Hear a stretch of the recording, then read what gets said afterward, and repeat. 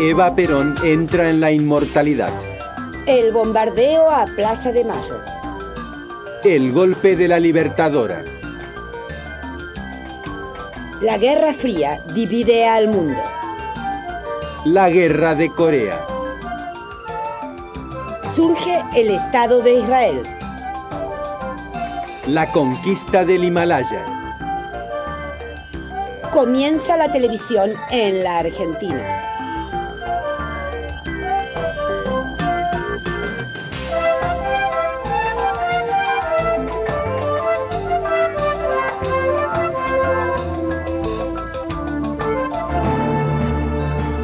El 1 de octubre de 1946 se hicieron públicas las sentencias del Tribunal de Nuremberg. 24 jerarcas del nazismo fueron juzgados por crímenes contra la humanidad.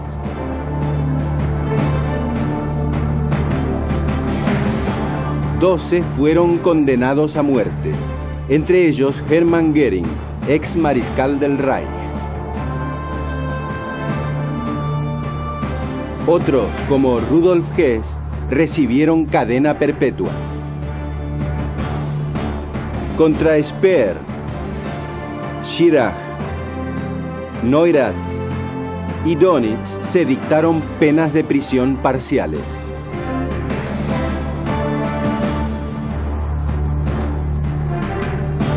Cundió la esperanza de que el castigo ejemplar de los criminales sería un nunca más para nuevos crímenes, pero el siglo aún daría que hablar.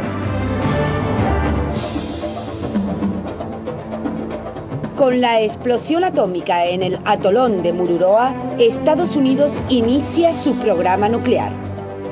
Tras liberarla de la ocupación japonesa, Estados Unidos da la independencia a Filipinas. Luis Renard presenta la bikini y ellos se tiran de cabeza a la pileta.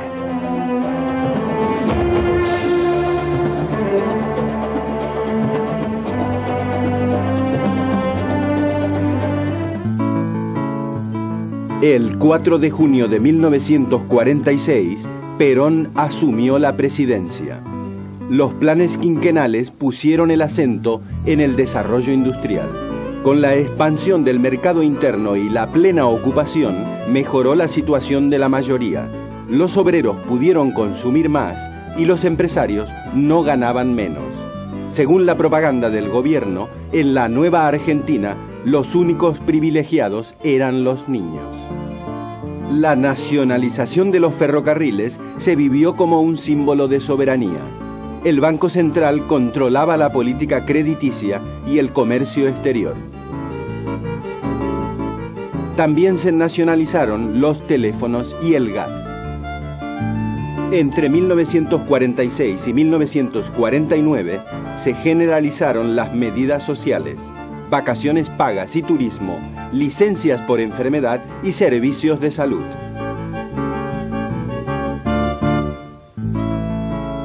Se congelaron los alquileres, se hicieron planes de vivienda, se establecieron el sistema jubilatorio y los salarios mínimos y se construyeron escuelas en todo el país. En 1949, Perón convocó a elecciones para reformar la Constitución de 1853. La nueva Constitución consagró los derechos del trabajador, de la ancianidad, de la familia, la función social de la propiedad y la posibilidad de la reelección presidencial, lo que ocurrió en 1952. El voto femenino, sancionado por ley del Congreso y promulgado por Perón en un acto multitudinario, ya regía desde 1947. Por otra parte, el gobierno, elegido democráticamente y con amplio apoyo popular, tuvo rasgos autoritarios, suprimió la autonomía universitaria, controló los medios de comunicación e impuso la enseñanza religiosa.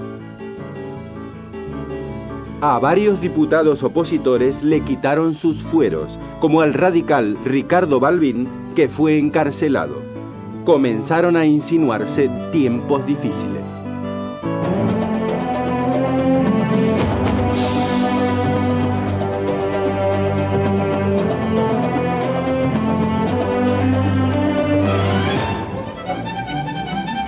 En Francia, después de la guerra, el cine se convirtió en la principal afición. Los franceses se habían refugiado en la pantalla bajo la ocupación nazi. No había otra. Los alemanes habían reducido al mínimo los horarios de los cafés y también los menúes de los restaurantes. El 20 de septiembre de 1946 se celebró en la Costa Azul el primer Festival de Cannes. 19 países presentaron sus últimas producciones. En los años siguientes, el festival se convirtió en cita obligada de estrellas y personajes famosos de todo el mundo. A Cannes se iba para ver y ser visto, publicitar las últimas tendencias de la moda y también para consagrar las grandezas de la cinematografía mundial. Un jurado compuesto por cineastas y público comenzó a elegir las mejores películas según las normativas de la Asociación Internacional de Productores de Cine. A partir de 1949, la Palma de Oro de Cannes se convertiría en el distintivo de los mejores filmes, la mejor dirección y los mejores actores.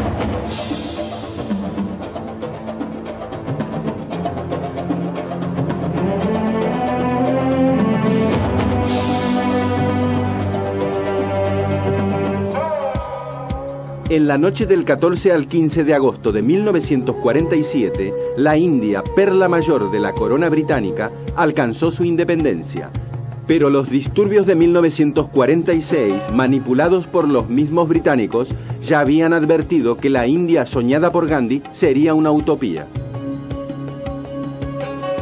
La mayor colonia del mundo fue dividida en dos estados, la India hinduista y el Pakistán musulmán.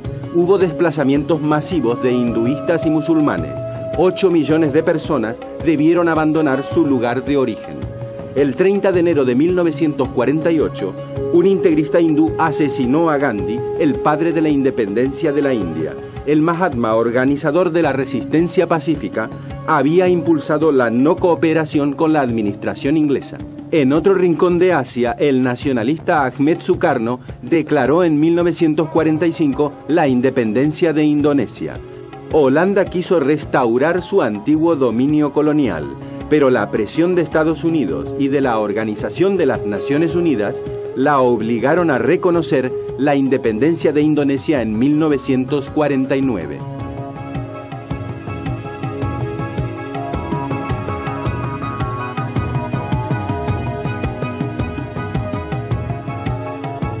También Francia quiso recuperar en 1945 sus colonias de Indochina, tras la ocupación japonesa durante la guerra. Pero Ho Chi Minh, líder del movimiento independentista Viet Minh, proclamó la República Democrática de Vietnam el 2 de septiembre de 1945. Francia solo reconoció a Vietnam como Estado autónomo dentro de la Unión Francesa. Pero Ho Chi Minh rechazó la maniobra neocolonial francesa. París se lanzó a la guerra. El pretexto fue un problema aduanero. El 23 de noviembre de 1946, aviones franceses bombardearon el puerto de Haiphong. Más de 6.000 civiles vietnamitas perdieron la vida. El Viet Minh inició una lucha guerrillera que le valió 8 años hasta alcanzar la victoria.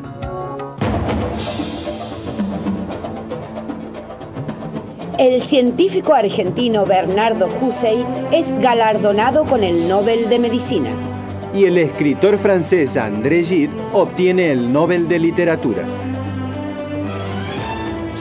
Paralizada durante la guerra, la industria automovilística echa a rodar el milagro alemán. Nueva York gana altura y densidad, alcanza los 8 millones de habitantes.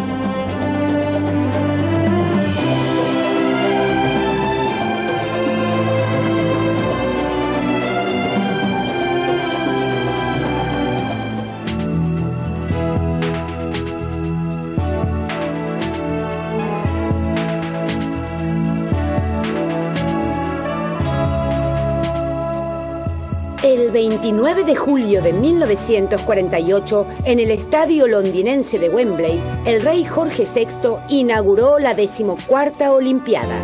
Eran los primeros Juegos después de 12 años. La Segunda Guerra había impuesto una pausa obligada.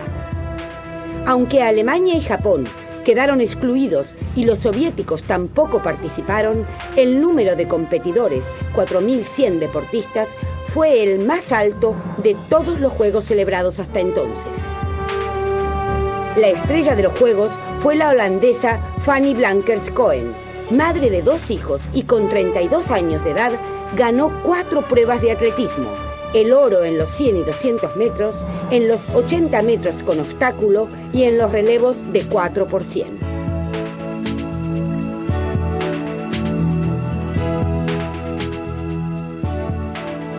La francesa Micheline Ostermeyer se reveló como atleta multifacética. Ganó el oro en lanzamiento de peso y de disco, y en salto en alto alcanzó el 3er puesto.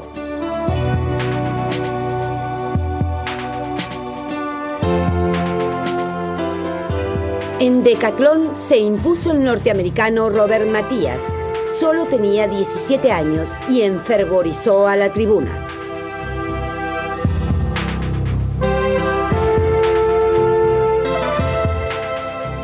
Pero el sábado 7 de agosto se enfervorizó toda la Argentina. Delfo Cabrera ganó el oro en el maratón. Cubrió 42.195 metros en 2 horas 34 minutos 51 segundos. Como si el maratón fuese poco, el argentino Pascual Pérez subió al ring y a puño limpio ganó el oro de los Moscas.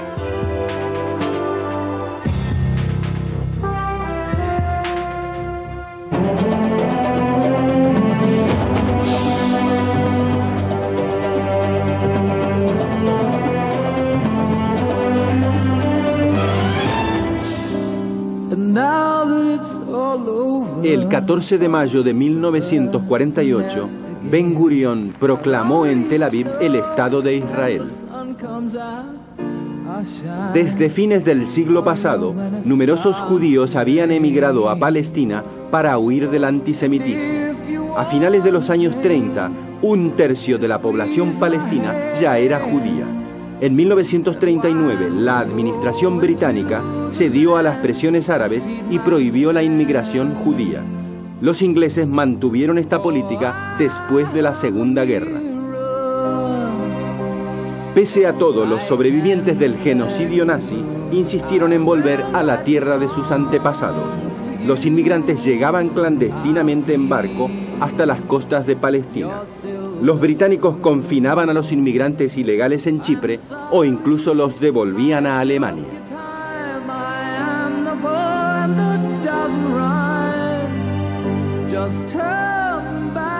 Estados Unidos y la Unión Soviética condenaron la represión inglesa. En febrero de 1947, hostigada por judíos y árabes, Inglaterra traspasó el problema de Palestina a las Naciones Unidas. En noviembre de 1947, la ONU aprobó la partición de Palestina en 2 estados, uno judío y otro árabe. Jerusalén, la eterna, quedaría por un tiempo bajo administración internacional.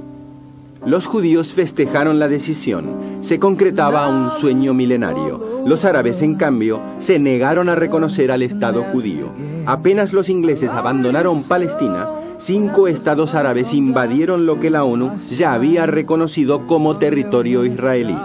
Pese a la superioridad árabe, Israel salió victorioso. El mundo recordó a David y Goliat. La primera contienda árabe-israelí terminó el 7 de enero de 1949. La guerra desdibujó las anteriores fronteras. La contraofensiva le había reportado a Israel más territorio. Surgió el problema de los refugiados palestinos y, como gran deuda histórica, su derecho a tener su propio Estado independiente.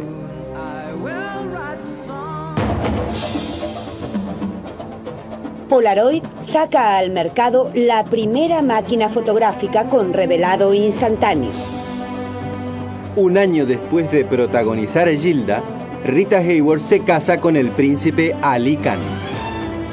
Mao Zedong proclama en Pekín la República Popular. Nace China comunista. Ágil, económica, cómoda, la moto Vespa de Enrico Piaggio se lanza a recorrer el mundo.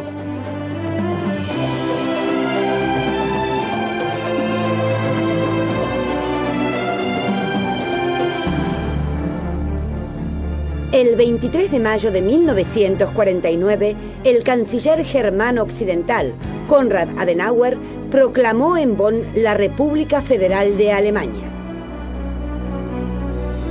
Desde 1945, Alemania estaba dividida en 4 zonas de ocupación. En Potsdam, el 2 de agosto de 1945, Estados Unidos, Inglaterra, Francia y la Unión Soviética habían acordado administrar conjuntamente a Alemania. La máxima autoridad sería el Consejo de Control Aliado. En mayo de 1948, los occidentales decidieron la creación de un Estado alemán según el modelo capitalista. La Unión Soviética abandonó el Consejo de Control Aliado y el 24 de junio cerró todas las vías de acceso a Berlín. Los occidentales establecieron un puente aéreo para abastecer a Berlín Oeste, enclavada en la zona soviética. El 4 de mayo de 1949, el Acuerdo de Nueva York resolvió el libre acceso a Berlín Oriental. Con la Constitución del 8 de mayo de 1949, nació la República Federal de Alemania. A los 5 meses, la zona soviética se convirtió en la República Democrática Alemana.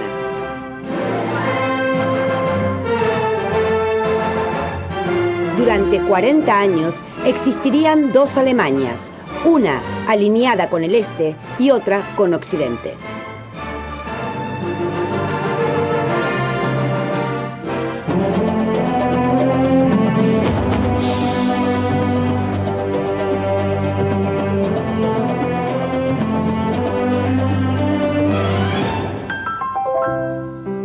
Llamada Madre de los Descamisados, abanderada de los humildes, jefa espiritual de la nación, santa, mala mujer o peor actriz, Evita fue blanco de todas las desmesuras, concitó odios furiosos y amores apasionados.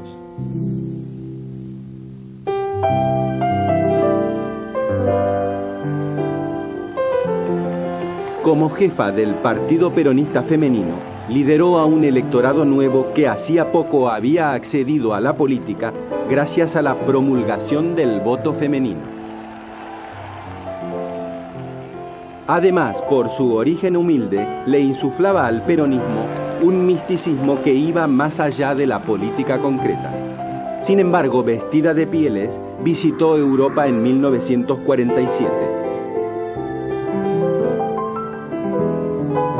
Fue homenajeada por la España franquista y el Papa le entregó una medalla de recuerdo de su visita al Vaticano. A su regreso fue recibida apoteóticamente.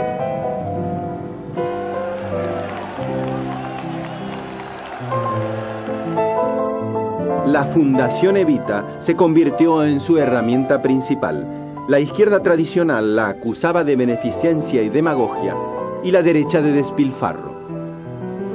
Para los humildes, la fundación fue la oportunidad de disfrutar por primera vez de vivienda propia, veraneo, educación o deporte.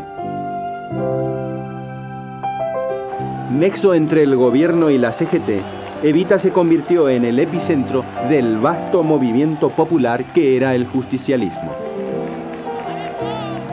Para las elecciones de 1952, la CGT la lanzó como compañera de fórmula del general Perón. ¿Quién dudaba de que Evita diría que sí al reclamo popular? Pero él no fue sentenciado por su salud precaria y las presiones militares.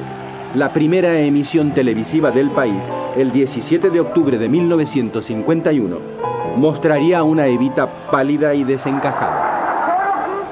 No quiero nada para mí. Mi gloria es y será siempre el escudo de Perón y la bandera de mi pueblo. Y aunque dicen el camino girones de mi vida, yo sé que ustedes recogerán mi nombre y lo llevarán como bandera a la victoria.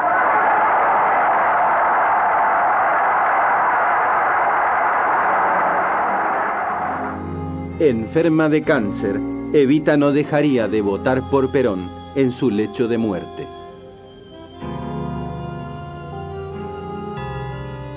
El 26 de julio de 1952, la señora Eva Duarte de Perón entró en la inmortalidad. Eran las 20:25 en todos los relojes. En su entierro, la cureña que transportaba sus restos fue llevada por miembros de la CGT. Para las mayorías populares, con Evita moría una gran ilusión. Este noticiero norteamericano en color muestra imágenes poco conocidas en la Argentina. La despidieron multitudes mudas de dolor o que, aún dolidas, seguían coreando su nombre. Muerta, siguió despertando devociones y odios. Hoy su figura inspira ensayos, novelas, musicales y películas en la Argentina y en todo el mundo.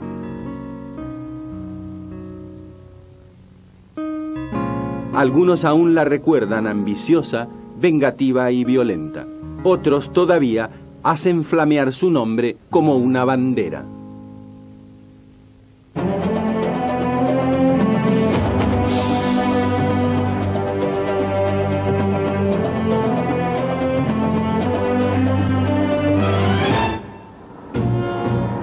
El 25 de junio de 1950, tras un nuevo incidente fronterizo, tropas norcoreanas traspasaron el paralelo 38 y avanzaron hacia el sur.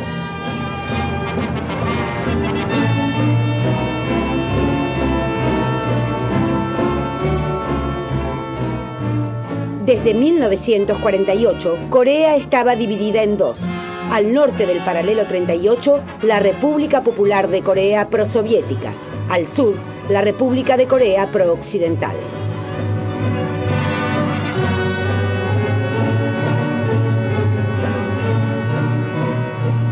Dos días después del avance norcoreano y en ausencia de los delegados soviéticos, las Naciones Unidas decidieron enviar tropas a Corea del Sur. Al amparo de la bandera de la ONU y al mando del general Douglas MacArthur, los norteamericanos desembarcaron en Pusan.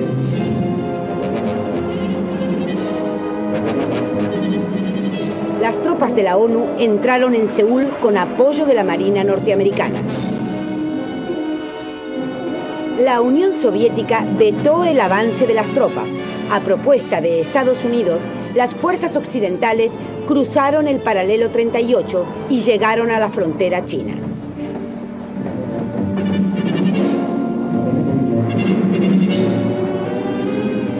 China Popular envió a Corea 200.000 voluntarios. Los norteamericanos debieron replegarse con grandes pérdidas. En junio de 1951, las tropas chino-norcoreanas se aproximaron a Seúl. MacArthur exigió el bombardeo de China Popular, pero Truman sintió que el conflicto se le podía ir de las manos y lo destituyó. Mientras Nueva York recibía a MacArthur como un héroe, comenzaron las negociaciones de paz. El 27 de julio de 1953 se acordó un alto el fuego.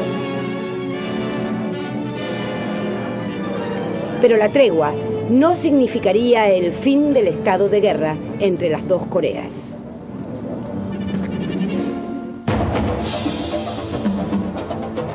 Aunque nunca se consagró campeón mundial de boxeo, eterno rival de Prada, el Mono Gatica conquistó la más preciada corona, la de ídolo popular. Pepe Iglesias el Zorro se convierte en una cita obligada de la radiofonía argentina. Imbatible, Fangio gana su primer campeonato del mundo en la Fórmula 1.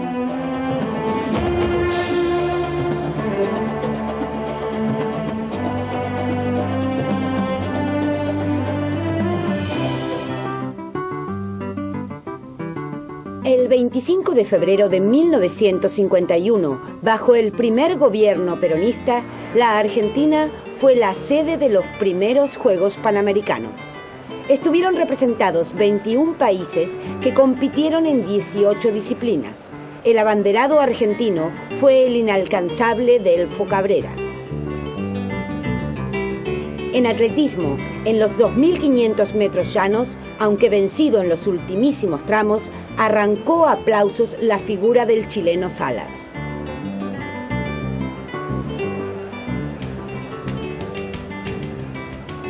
Las dobles femeninas de tenis fueron reñidas y también concitaron el fervor del público. La Argentina llegó invicta a la final de polo, donde debió enfrentar al equipo mexicano. Los polistas argentinos se impusieron a los aztecas por 10-5. Pero como era de esperar, fue el fútbol lo que congregó a las mayores multitudes. Argentina debutó goleando a Venezuela por 5-0. Posteriormente, derrotó a Costa Rica 7-1, a Chile 2-1 y a Paraguay 2-0. En boxeo, la Argentina se impuso en las 8 categorías. Pero en la prueba ecuestre Copa de las Naciones, la Argentina se clasificó en segundo lugar. El primer puesto le correspondió a México. De todos modos, en la primera versión de los Juegos Panamericanos, la Argentina encabezó la tabla de medallas: 68 de oro, 47 de plata y 39 de bronce.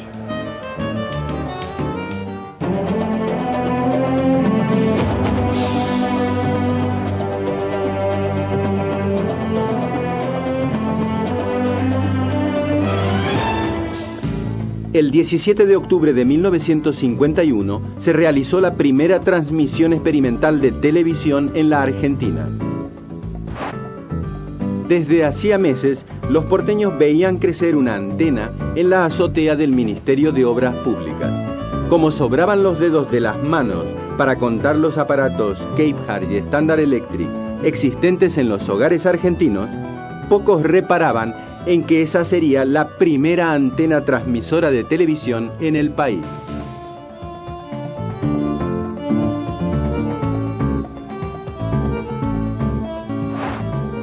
Al principio se transmitieron exhibiciones artísticas con carácter experimental, concertistas, conjuntos folclóricos y danzas.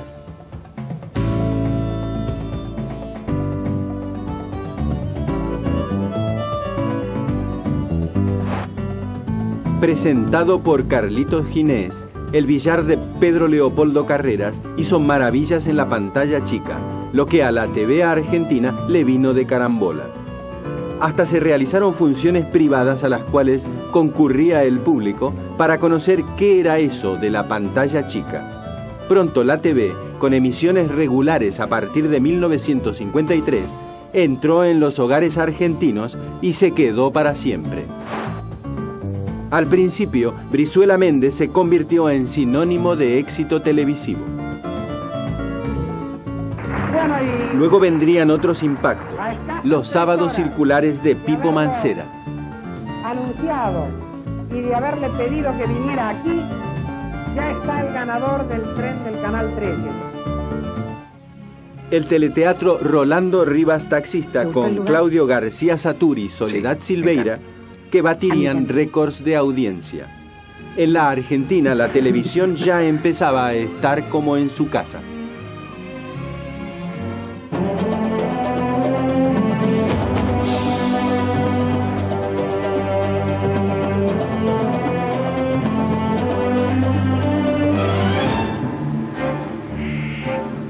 29 de mayo de 1953, Edmund Hillary y Tenzing Norgay lograron el sueño de todo alpinista: conquistar el Everest, la cumbre más alta del mundo, nada menos que 8.848 metros de altura.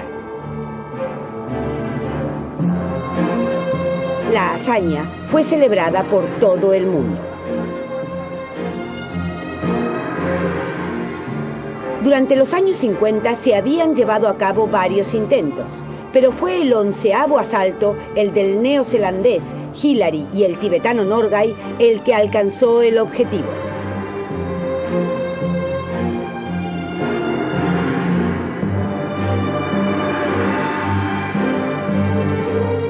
Todo había comenzado con la expedición francesa de Maurice Herzog y Louis Lachenal, pero el 3 de junio de 1953 coronaron el Annapurna 1 y no pudieron continuar. En una marcha solitaria sin parangón en la historia, el tirolés Hermann Bull llegó a la cumbre del Nanga Parbat el 3 de julio de 1953. La segunda cumbre más alta del mundo, la del K2, fue conquistada el 31 de julio de 1954 por un equipo de italianos. Los alpinistas Herbert Tichy, Sepp Jochler y Pusang Dowalama realizaron un esfuerzo sin precedentes. Sin mascarilla de oxígeno, el 19 de octubre de 1954 alcanzaron la cumbre del Choyun, un pico de 8.000 metros. Hasta mediados de los años 60 no serían coronadas todas las cumbres del Himalaya.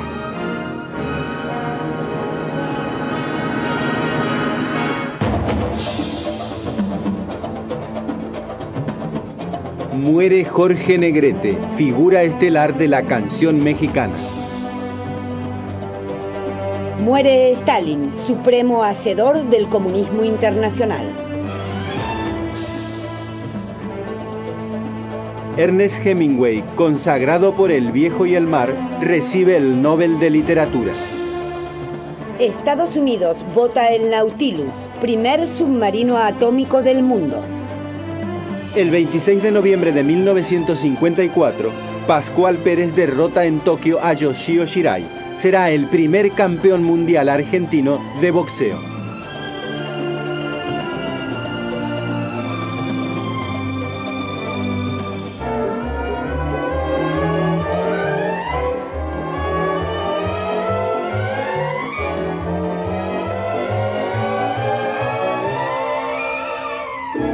En la década de los 50, el cine vivió una época dorada en todo el mundo.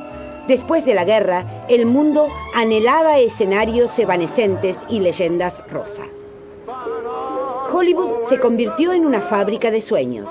En 1951, sorprendió al mundo con una superproducción, Quo Vadis. La película costó la friolera de $8 millones. Participaron 29 actores y 30.000 extras. About from burned areas. They want to survive. Who asked them to survive? Años más tarde, en 1959, Hollywood se superó con Ben-Hur, que conquistó 11 Oscars. Los costos de producción alcanzaron esta vez los $16 millones y los extras fueron 50.000. Ben-Hur sería el modelo de un cine monumental que convertiría a la historia en un cuento heroico y sentimental. En la Argentina, en 1951, Los Isleros, de Luca de Mare, marcó un mojón del cine social del país. Tita Merello y Arturo García Burr recrearon la dura existencia de los pobladores del Paraná. En 1952, Las aguas bajan turbias, con Hugo del Carril y la tana Adriana Benetti, continuó la misma línea.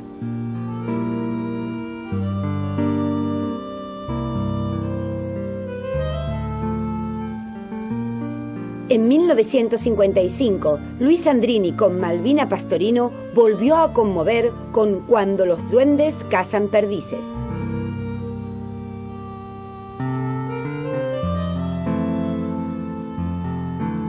Pero Leopoldo Torre Nilsson estrenó el 11 de julio de 1957 La Casa del Ángel. Un cine más complejo preanunciaba las densas charlas de los cineclubes de los años 60. Ese silencio, el no agradecerme la taza de café, es entre nosotros la única boda.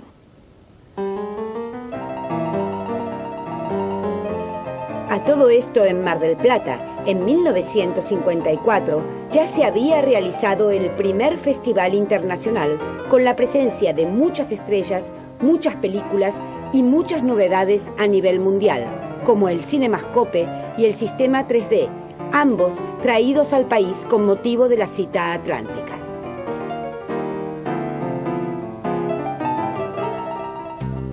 También se vino Gina Lollobrigida. Además de sus dotes dramáticas, trajo consigo sus otras dotes. Perón aprovechó para mostrarle la nueva Argentina. La oposición, escandalizada, hizo los más desnudos comentarios.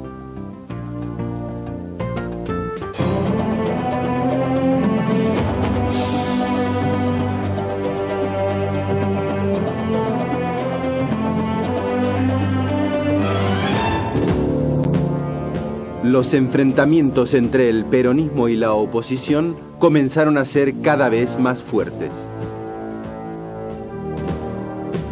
El 15 de abril de 1953, en un acto en Plaza de Mayo, el estallido de dos bombas destinadas a intimidar a la multitud advirtieron que la proclamada nueva Argentina ya no sería una fiesta. Desde el balcón, Perón incitó a dar leña a los opositores, y hubo leña. Fueron atacadas la Casa Radical y la Casa del Pueblo, sede del Partido Socialista. Convencido de que la Iglesia amparaba la formación de un frente opositor, en octubre de 1954, Perón fustigó a algunos malos curas y obispos.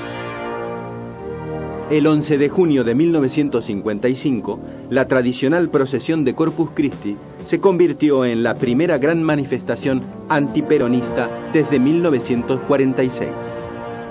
Bajo la acusación de que en la procesión se había quemado una bandera argentina, el gobierno expulsó del país a dos altos prelados, los monseñores Manuel Tato y Ramón Novoa. El Vaticano respondió con la excomunión de Perón. El 16 de junio debía realizarse un desfile aéreo en desagravio a la supuesta quema de la bandera. A mediodía, inesperadamente, vuelos rasantes sobre la Casa Rosada culminaron con un bombardeo indiscriminado. Un grupo de infantes de marina entró en la Casa de Gobierno, pero Perón ya se había trasladado al Ministerio de Guerra. El ataque marcó un momento trágico de la historia argentina.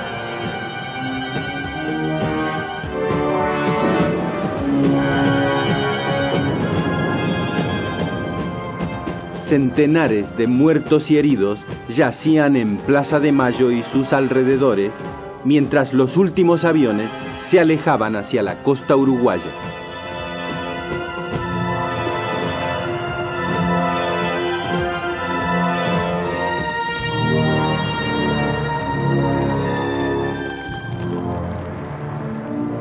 Por la noche, en represalia, grupos peronistas quemaron la curia y algunas iglesias.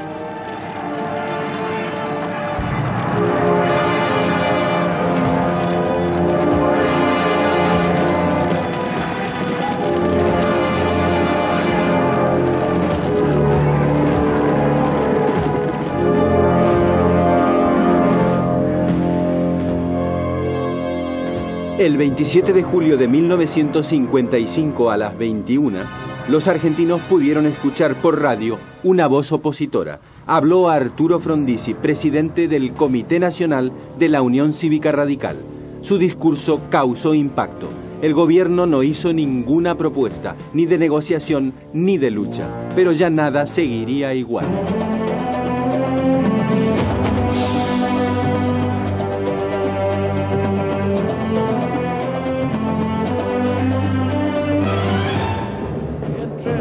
El 3 de mayo de 1955, la República Federal de Alemania ingresó en la OTAN. el Pacto Militar Occidental. Ni corta ni perezosa, el 14 de mayo la Unión Soviética firmó el Tratado de Varsovia con Albania, Bulgaria, Polonia, Rumania, Checoslovaquia, Hungría y la República Democrática Alemana. Las dos alianzas militares pivoteaban sobre el arsenal atómico y el mundo entero sobre ellas. El 1 de noviembre de 1952, en el atolón Eniwetok del Pacífico, Estados Unidos hizo explotar su primera bomba de hidrógeno. La bomba Mike, de 60 toneladas de peso, arrasó toda la isla. Tenía una fuerza explosiva de 10 megatones de TNT, equivalente a 700 bombas atómicas como la que había arrasado a Hiroshima.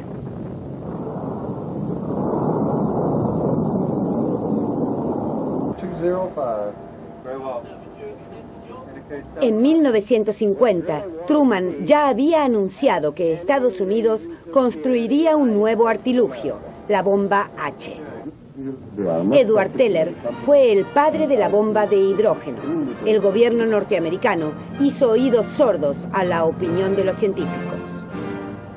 Albert Einstein denunció la posibilidad de un apocalipsis atómico.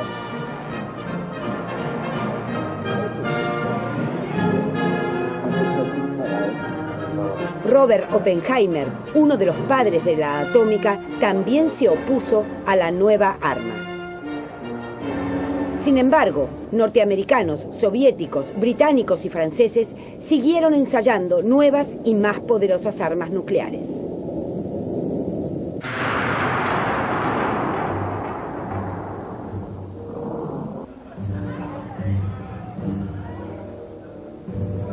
En 1957, los soviéticos pondrían en órbita alrededor de la Tierra el Sputnik, el primer satélite artificial. La carrera atómica ingresaba en el espacio. La URSS ya estaba en condiciones de construir misiles intercontinentales. Por primera vez, los militares norteamericanos debieron hacer frente a un arma contra la cual no estaban preparados. El Pentágono de Estados Unidos trabajó a marchas forzadas para alcanzar a la Unión Soviética.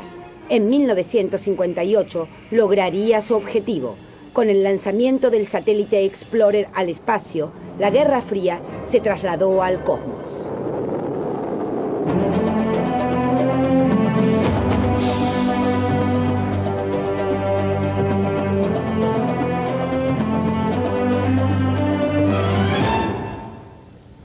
Después del bombardeo de Plaza de Mayo, nadie ignoraba que se avecinaban grandes cambios. La Marina estaba unánimemente por el levantamiento.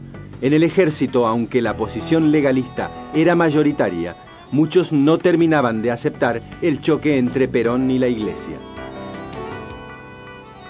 El 31 de agosto de 1955, el país se desconcertó. Perón renunciaba. La CGT declaró un paro nacional y llamó a Plaza de Mayo.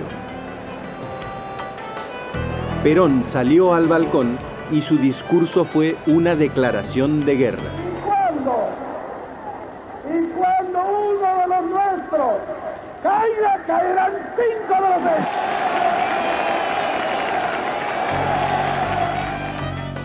En la noche del 15 al 16 de septiembre, el general retirado Eduardo Lonardi se hizo fuerte en la Escuela de Artillería de Córdoba mientras la flota de mar avanzaba sobre Buenos Aires.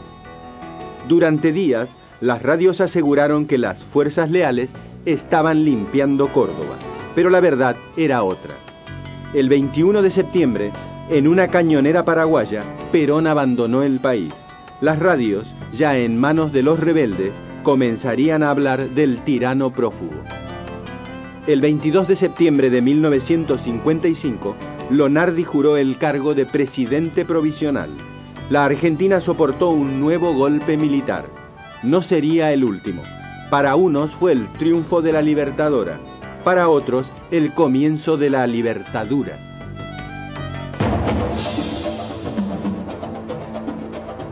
El Tribunal Supremo norteamericano elimina la segregación racial.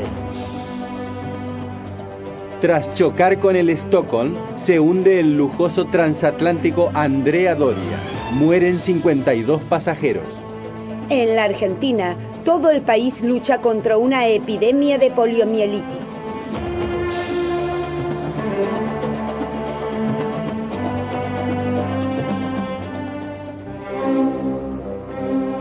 El 23 de octubre de 1956, millares de húngaros se manifestaron contra el régimen comunista. En el 20º Congreso del Partido Comunista Soviético, Khrushchev había denunciado los métodos totalitarios de Stalin. Los húngaros creyeron en las promesas de deshielo.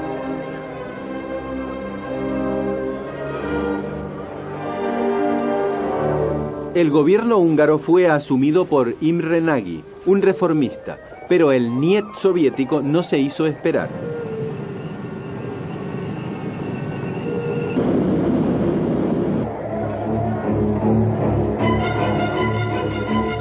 Imre Nagy disolvió el sistema de partido único y anunció la retirada de Hungría del Pacto de Varsovia.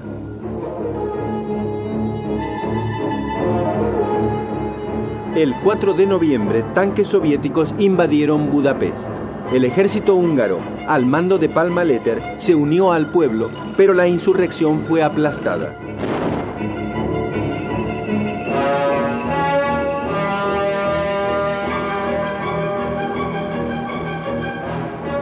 Murieron unos 20.000 húngaros y 7.000 soldados soviéticos.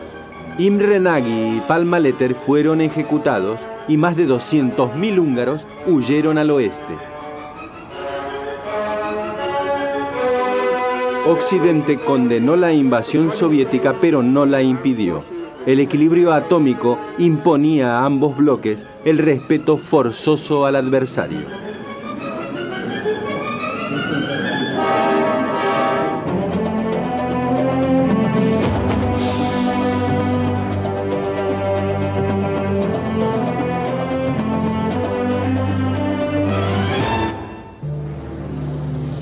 En 1956, Occidente se mostró molesto por la política neutralista del presidente egipcio Gamal Abdel Nasser. Estados Unidos y Gran Bretaña retiraron el crédito concedido a Egipto para construir la represa de Asuán. Como réplica, Nasser nacionalizó el Canal de Suez.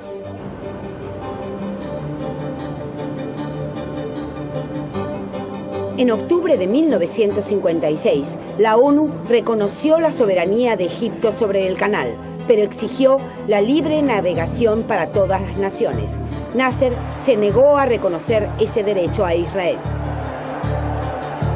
En respuesta, tropas israelíes invadieron Egipto y alcanzaron el Canal de Suez.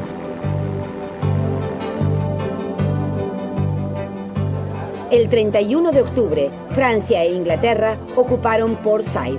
Las antiguas potencias coloniales del Próximo Oriente añoraban los viejos tiempos. El Kremlin amenazó a París y Londres con un ataque de misiles. El 2 de noviembre, en el Consejo de Seguridad, Estados Unidos condenó la agresión contra Egipto. Junto con la URSS, exigió el retiro de las tropas y la reapertura del canal. El 6 de noviembre se acordó un armisticio y Francia e Inglaterra se retiraron. El Próximo Oriente, como el resto del mundo, ya estaba en manos de otras potencias, la Unión Soviética y Estados Unidos. Nasser fue aclamado como un héroe por todo el mundo árabe.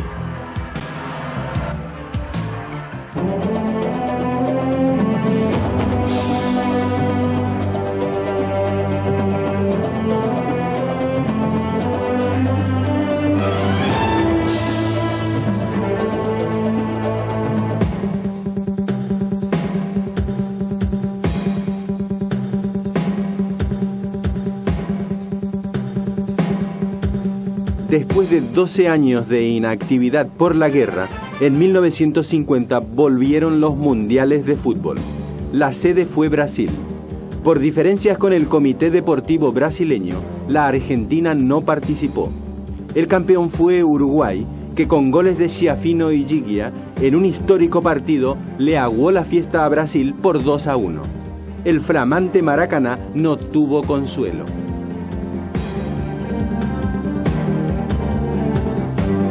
Cuatro años después, en Suiza, en la final del Mundial de 1954, Alemania se impuso a la hasta entonces invencible Hungría por 3-2, luego de ir perdiendo por 2-0. El gol de la victoria fue marcado por Helmut Rahn 6 minutos antes de finalizar el partido. En 1953, el presidente Eisenhower disolvió el Comité para las Actividades Antinorteamericanas.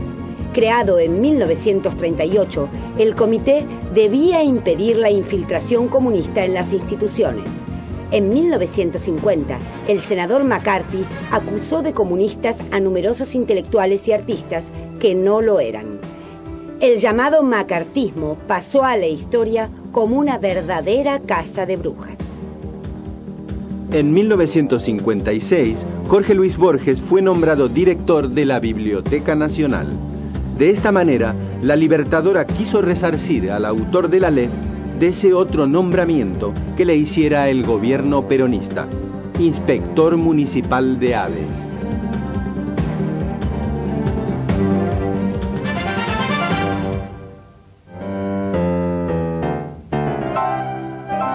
De Frondizi a la Guerra Fría.